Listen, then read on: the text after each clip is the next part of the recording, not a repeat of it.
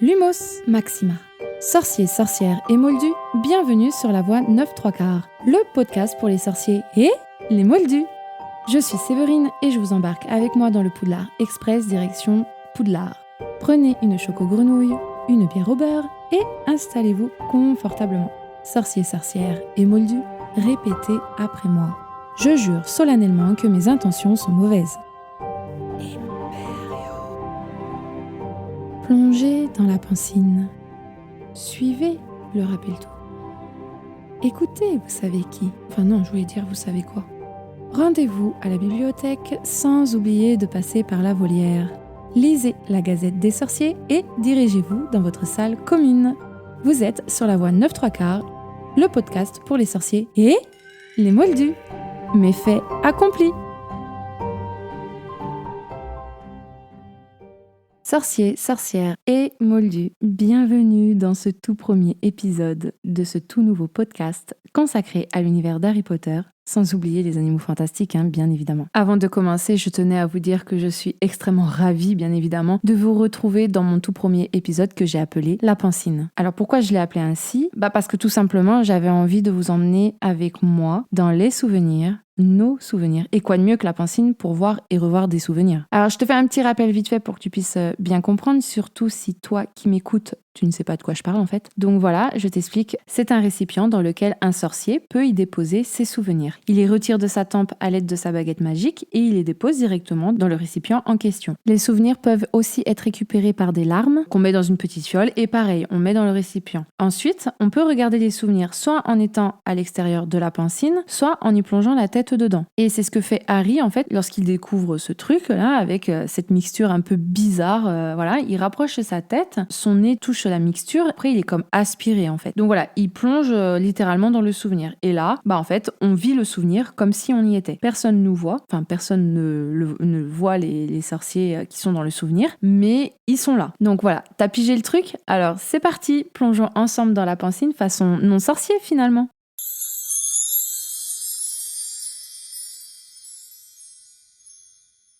Un jour, une petite fille rêvait de magie.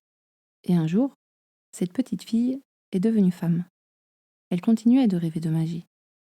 Un jour, elle imagina un petit garçon à lunettes, avec une cicatrice en forme d'éclair. Ce petit garçon est orphelin.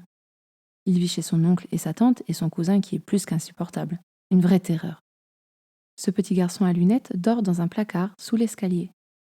Et ce petit garçon rêve de magie lui aussi. Il rêva d'une moto volante. Mais le petit garçon sait très bien que la magie, ça n'existe pas. Sauf que le jour de ses 11 ans, la vie de ce petit garçon changea à tout jamais. Pour une vie remplie d'aventures et de mystères, mais surtout de magie. Parce que la magie, ça existe pour les sorciers et les sorcières. Ce petit garçon est donc en réalité un sorcier. Ce petit garçon s'appelle Harry Potter. Harry Potter ira à l'école des sorciers.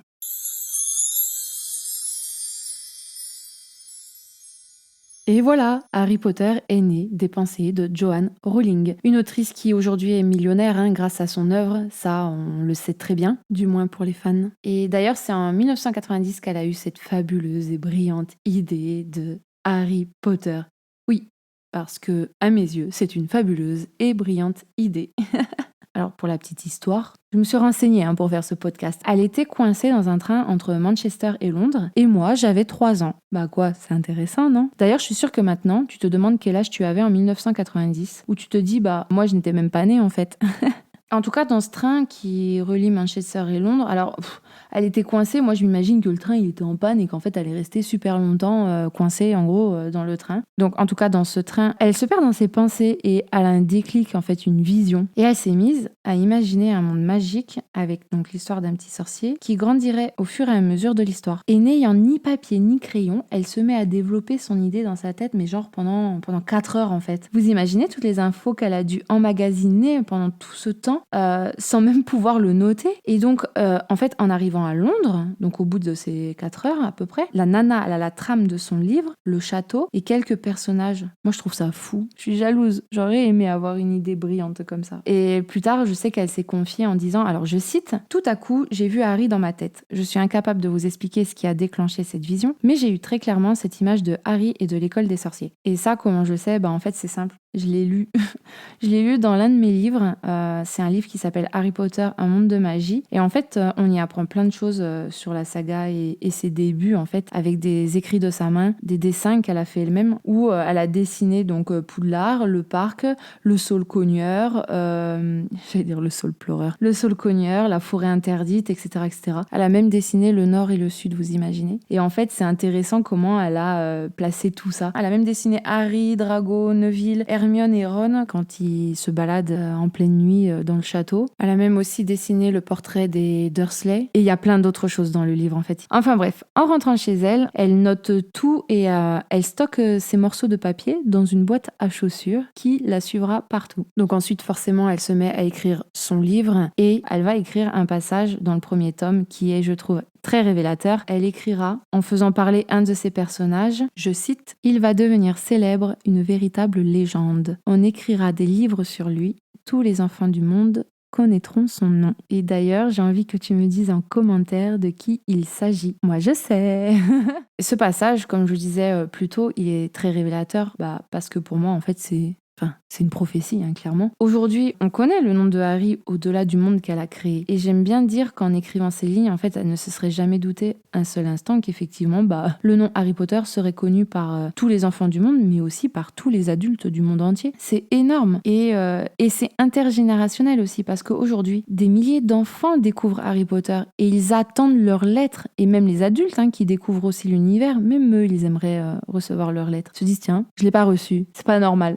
Et c'est ça qui rassemble pour moi les fans de la saga, en réalité, c'est que si t'attends ta lettre, t'es fan. T'attends pas ta lettre, tu peux aimer et être fan quand même, en fait. En tout cas, cette saga, elle a maintenant 24 ans, mais est-ce que tu sais depuis quand? Moi, je vais te le dire. Cette saga, elle a 24 ans, jour pour jour. Oui, maintenant tu le sais. C'est pour ça que ça me tenait à cœur de sortir ce premier épisode à la date du 26 juin, parce que le 26 juin 1997, le livre, il est paru en Angleterre. Et moi, j'avais 10 ans. Et c'est en novembre 1998 que la version française est parue. Et là, moi, j'avais déjà 11 ans, l'âge de Harry. Mais la rentrée était déjà passée. Voilà. Ensuite, les autres tomes sont sortis, suivis des films. Et l'ampleur a été tellement énorme qu'ensuite, une fois que les films ont été finis de tourner, les studios ont ouvert au public. Le parc Universal d'Orlando a été créé et ouvert au public lui aussi. Des boutiques ouvrent dans tous les coins de France et dans les autres pays. D'ailleurs, la dernière en date, c'est une boutique officielle qui a ouvert à New York. Voilà. Des livres continuent de paraître fréquemment encore aujourd'hui et pas qu'en France. Il y a plusieurs éditions qui existent. La saga, elle a été rééditée plusieurs fois. J'ai même une version en fait qui n'est plus éditée à ce jour, c'est pour vous dire. Il y a aussi les éditions anniversaires des 20 ans de Harry Potter aux couleurs des maisons. Donc voilà, il y a les versions romans, mais il y a aussi des versions illustrées. Les fans, ils connaissent les illustrations de Jim Kay, puis celle de Minalima Design, qui a sorti le premier tome en version illustrée lui aussi, mais dans le sens où en fait tu peux interagir avec le livre en faisant bouger les pages autrement qu'en les tournant. Un peu, vous savez, les systèmes de livres qu'on avait quand on était gamin, on ouvrait la page et là il y avait un truc en 3D qui se montait et tout. Et c'est génial en fait, parce que pour les fans, alors je vais peut-être te spoiler un peu, mais en lisant les livres, petite, moi je m'imaginais ouvrir la fameuse lettre que Harry reçoit. Et bien en fait, dans ce livre-là, de Minalima Design, c'est possible. Tu peux ouvrir la lettre de Harry en même temps que lui, c'est juste énorme. Tu découvres sa lettre en même temps que lui, tu as la liste des fournitures scolaires. Désolée si je spoil à nouveau, si tu n'as pas le livre, mais pour les fans, c'est juste waouh. Je dirais en fait que c'est indescriptible, parce que le livre, il faut le dire, il est magnifique. C'est un très bel objet de collection. Et clairement pour moi, ce livre, c'est pas un livre pour les jeunes enfants, C'est un livre... T'as pas envie d'abîmer ce livre. Pour moi, il se lit qu'une fois. Bien sûr, ça reste mon opinion et moi, je vous dis mon ressenti, bien sûr. Et vous, si vous voulez le faire lire à vos enfants, mais faites-le, en fait. Je vous en empêche absolument pas et c'est OK. Bon, là, je m'égare un peu. Revenons à nos moutons. Minalima Design, ils ont le projet de faire les 7 tomes. Il y a le 2e tome qui a été édité, hein, il est en précommande. Et d'ailleurs, la sortie, elle est prévue pour le 28 octobre en 2021. En fait, il y a tellement de livres et d'éditions qui existent que j'ai juste envie de vous faire un petit vous savez qui. Non, je voulais dire vous savez quoi. Dans l'intro, j'ai fait exprès de me planter. Là, j'ai pas fait exprès. Bref, juste pour la petite info de culture générale et pour donner un chiffre, les livres, en fait, ils ont été traduits dans plusieurs langues, mais combien de fois? Est-ce que tu le sais? Moi, je vais te le dire parce que moi, je sais, moi, j'ai regardé, moi, j'ai voulu savoir. 80 fois. Alors, ça paraît peut-être pas énorme pour certains. Pour moi, ça l'est. Enfin, c'est juste incroyable, en fait, parce que je parle des livres, mais il n'y a pas que ça. Il y a aussi les objets, des vêtements, des bijoux. Enfin, ça a pris une ampleur que même J.K. Rowling, elle n'a jamais pu imaginer ça. Et c'est devenu un phénomène mondial et qui perdure. C'est énorme parce que cette histoire aurait pu ne jamais naître. Son texte à J.K. Rowling avait été refusé par... Alors j'ai entendu 8-12, on va dire par une dizaine de maisons d'édition. En réalité, c'est grâce à une petite fille du nom de Alice, qui avait 8 ans à l'époque, qui a convaincu son père de le publier. Son père, à l'époque, c'est le fondateur et directeur de la maison d'édition Bloomsbury, et les éditeurs de cette maison, ils présentaient le texte de J.K. sous la forme d'un rouleau de parchemin rempli de Smarties. Ouais, hein, j'ai bien dit de Smarties. En fait, pour eux, c'était un petit clin d'œil au principal prix de littérature jeunesse de l'époque. Et donc, en rentrant chez lui, il confie le rouleau de Smarties là à sa fille. Du coup, elle, qu'est-ce qu'elle fait? Elle mange les Smarties. Non, en réalité, peut-être qu'elle les a mangés après tout, j'en sais rien, mais en vrai, elle lit les chapitres jusqu'au chemin de traverse. Et elle va donner son avis en écrivant une petite note à son père, où elle dit que l'enthousiasme dans ce livre l'a rendue toute chose et qu'elle pense que c'est l'un des meilleurs livres qu'un enfant de 8-9 ans puisse lire. C'est beau, hein? Et ensuite, elle harcèle son père pendant plusieurs jours pour avoir la suite. Et c'est normal, moi à sa place, j'aurais fait la même chose. Et finalement, grâce à cette petite fille, ils ont décidé de publier le livre Harry Potter à l'école des sorciers. Et grâce à cette édition et parution, tu as pu découvrir Harry Potter et j'ai pu découvrir moi aussi Harry Potter. Alors certes, je n'avais pas 8 ans, mais j'avais envie de vous partager mon souvenir. Alors, comment moi j'ai découvert Harry Potter? Pour la petite info, à cette période, je détestais tout ce qui se rapprochait à un livre. Pour vous mettre en condition, pour ce souvenir, je devais avoir 12 ans et un mois plus tard, j'allais sur mes 13 ans. Ou bien j'avais 11 ans et j'allais sur mes 12. En fait, en réalité, je pense que je me trompe d'une année, approximativement parlant. Donc c'est parti, on va plonger à nouveau dans la piscine. Cette fois-ci, je vous partage mon souvenir. Nous sommes la veille de Noël, au soir. Une famille est réunie et comme d'habitude, ils attendent l'arrivée du Père Noël pour l'ouverture des cadeaux. Dans cette famille, il y a un rituel, à l'approche de minuit. Les enfants qui ne croient pas au Père Noël sont envoyés dans une chambre pour attendre son arrivée et surtout pour essayer de l'apercevoir. En réalité, les adultes les envoient le plus loin possible du sapin pour pouvoir avoir le champ libre afin de déposer les cadeaux au pied du sapin. Les enfants sont donc tous ensemble dans la plus haute chambre de la maison s'il y a des étages ou dans la plus éloignée du salon si c'est un pavillon, afin d'essayer d'entendre le traîneau se poser sur le toit ou peut-être de l'apercevoir par la fenêtre. Les enfants attendent longtemps, très longtemps. Ils essayent d'entendre quelque chose, mais ils n'y parviennent pas. Tout à coup, au bout d'un très long moment, les enfants entendent « Venez vite, il est passé! Il s'en va, il est dans le jardin! Venez, vite! » Les enfants courent le plus vite possible et arrivent auprès des adultes. Ils voient le Père Noël, un sac sur le dos, s'éloigner dans le jardin en leur faisant un signe de la main. Déçus de ne pas l'avoir vu plus tôt, les enfants lui disent quand même merci et lui font eux aussi de grands signes de la main pour lui dire au revoir. Puis, ils regardent le Père Noël s'éloigner dans la pénombre et ainsi disparaître. Le Père Noël parti, les enfants se dirigent vers le sapin et découvrent avec joie une tonne et des milliers de cadeaux entassés au pied du sapin. Il y en a tellement que ça déborde. La déception de ne pas l'avoir vu plus tôt est très vite oubliée.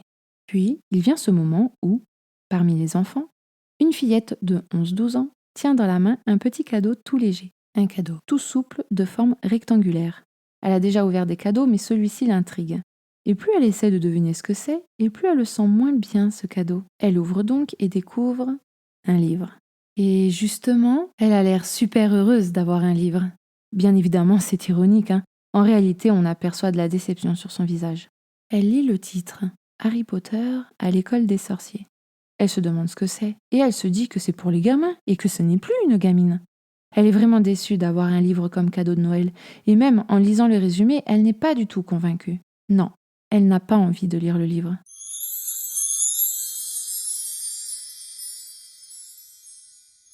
J'espère que j'ai réussi à vous plonger dans mon souvenir. On n'est pas en période de Noël, hein, mais c'est pas grave. Mais je voulais le partager avec vous, en fait. Donc voilà.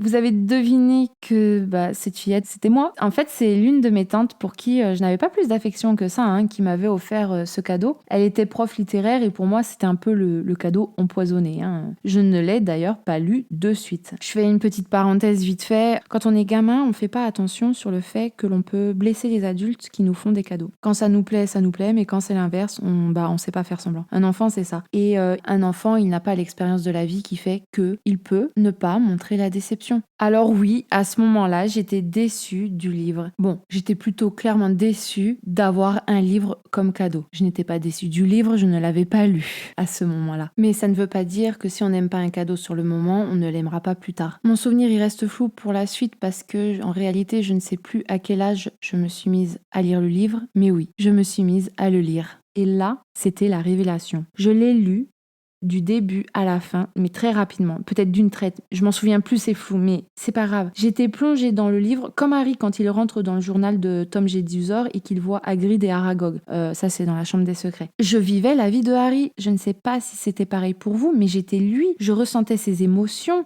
Quand il était triste, j'étais triste. Quand il avait mal à sa cicatrice, je ressentais sa douleur. Quand il est monté sur la première fois sur un balai, j'ai ressenti l'adrénaline qu'il ressent lui-même. Et même encore aujourd'hui, quand je les lis, je ressens tout. C'est un truc de dingue. Ce monde, il est grand, il est magique. Et notre monde à nous, il peut être tellement dur parfois que pour moi, en plongeant dans ce livre, ça me fait oublier tout ça en fait. On oublie nos soucis et nos problèmes. Et à l'époque, j'ai voulu lire la suite rapidement, forcément, parce que on est embarqué dans le truc. Clairement, on est embarqué. Et j'ai demandé les 2 autres tomes à ma mère parce qu'à l'époque, je sais que les 2 autres tomes étaient sortis. Et je voulais les 2 d'un coup, mais ma mère me disait non, je te prends le suivant, tu le lis, et si tu le lis, t'auras l'autre suivant. J'ai donc eu le 2, je l'ai lu. Ensuite, j'ai eu le 3, je l'ai lu. Le 4, je ne sais plus s'il y était paru, mais voilà, je l'ai lu aussi. Par contre, ce qui est sûr, c'est qu'à partir de l'Ordre du Phénix du 5, j'ai commencé à attendre les livres. Puis j'ai découvert les films et j'ai dû attendre les films. Et j'ai grandi avec lui, j'ai grandi avec Harry Potter. Et je l'ai découvert grâce aux livres. Et pour ceux qui ont découvert Harry Potter avec les films, je tiens à donner un conseil aux non-lecteurs. Je suis sûre, je sais que je ne suis pas la première à vous le dire, mais franchement, lisez-les. Lisez les livres. Vous n'aimez pas lire? C'est pas grave, c'est ok. Moi non plus, je n'aimais pas lire et j'ai réussi à me plonger dedans. Si j'ai réussi, vous allez réussir. Ne vous arrêtez pas à une idée. Non, je n'aime pas lire, je ne veux pas ouvrir le livre. Essayez. Vous passez à côté de tellement de choses. Surtout si vous avez vu que les films, vous avez que 20% du monde que J.K. a créé. Et c'est vraiment dommage parce que comme je disais, vous passez à côté de tellement de choses. C'est comme l'iceberg. Un iceberg à la surface, on voit un peu de glace. En dessous, l'iceberg, c'est un monstre. Et bien en fait, les films et les livres, c'est ça. Les films sont à la surface, les livres sont en dessous de l'eau. Vraiment, essayez, empruntez le livre et commencez à le lire. Soit vous êtes plongé dedans, soit vous ne l'êtes pas. Mais il est tellement facile à lire que vous vous rendrez même pas compte que vous l'aurez fini et que vous aurez envie de lire la suite en fait. Ok, il y a les livres audio qui existent, mais pour moi c'est pas pareil. Les livres audio, on va écouter sans écouter. Et puis au moment où il faut qu'on coupe le truc et qu'on doit y revenir, on sait plus où on s'est arrêté. Ça risque de vous décourager en fait. Moi personnellement, ça me découragerait assez vite et surtout que les prononciations ne sont pas comme les miennes et j'ai beaucoup de mal avec ça. Mais si ça vous convient, tant mieux. Mais franchement, essayez. Et c'est ce que je dis aux enfants avec qui je travaille parce que oui, les enfants me disent qu'ils n'aiment pas lire. Mais je leur dis essaye en fait, tu vas au CDI, tu l'empruntes. Après, je sais que la plupart des élèves, ils ont peur, et peut-être que c'est ton cas aussi, ils ont peur de l'épaisseur du livre. Il y a des tomes qui sont épais, qui sont trop gros en fait, et ça les démotive. Mais en réalité, une fois que t'es plongé dans l'histoire, l'épaisseur du livre, tu t'en rends même pas compte, et t'es dans l'histoire en fait. Après, vraiment, si je pouvais vous aider, si vous voulez pas lire les livres, moi j'aimerais vraiment faire un épisode et lire un chapitre. Pourquoi pas tous les chapitres, mais en réalité, je ne sais pas si j'ai le droit. Mais ce qui est sûr, c'est que je vous lirai certains passages, mes préférés, ceux que j'estime importants. Et peut-être qu'après, vous aurez envie de les lire, ces livres, d'en savoir davantage et de découvrir ce monde qui est vraiment plus que magique.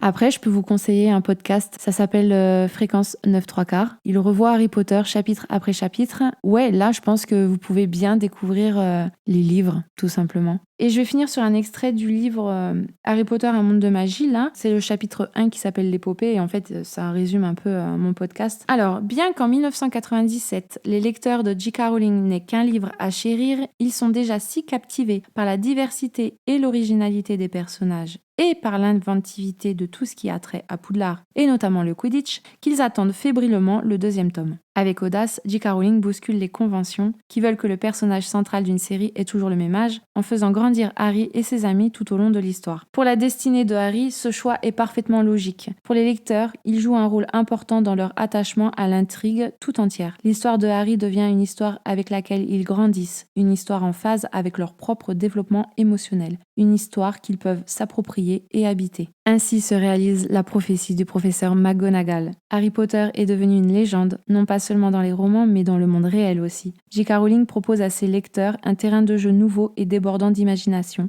d'aventure et d'émotion. Elle leur offre de grandes idées sur l'identité, l'amour parental, le courage, l'insécurité et bien d'autres thèmes encore, en habillant habilement le tout de magie. On en sort ensorcelé. Tout est dit. Je vais rien ajouter de plus, je pense que le podcast est suffisamment long. J'espère que ça vous a plu et je vous dis à très vite. Je vous laisse avec la fin du podcast. Sorciers, sorcières et moldus, merci infiniment de m'avoir écouté. J'espère que vous avez passé un très bon moment. Laissez-moi une ou plusieurs petites étoiles, un commentaire, ça fait toujours plaisir et surtout, c'est déduit par les impôts moldus. Et les gobelins ne vous en tiendront pas rigueur, je vous le promets. Je vous retrouve la semaine prochaine pour un nouvel épisode magique. C'était La Voix 9-3/4, le podcast pour les sorciers et les moldus. À très vite les magicos. Nox!